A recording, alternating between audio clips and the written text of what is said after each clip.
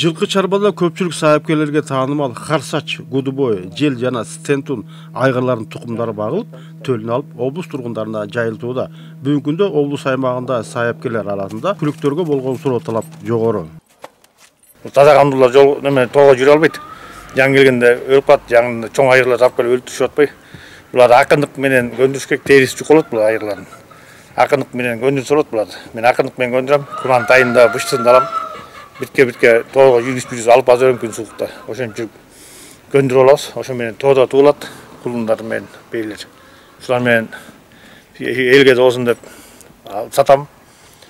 Elge de göğüsün dep. Таза кандуу бейлердин арасында Пакет, Панама жана Көлү Кара пароодасындагы бейлерди таза кандуу айгырларга аргындаштырып, төлүн алып, көйдүп багып жатат.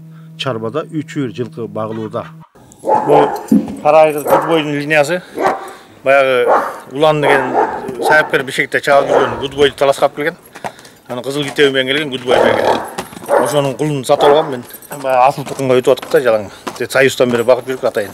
Кармановдун жылкы чарбасынан чыккан таза кандуу жылкылар республикага жана коңшу өлкөлөргө сатыкка чыгарылып, чоң байгелерге чабылууда.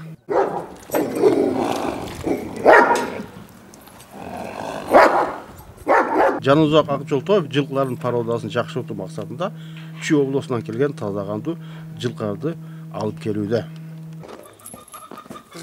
Орозбек Бейшебаев, Эркебай Жумабекова, Урмат Доктурбек уулу, Талас району.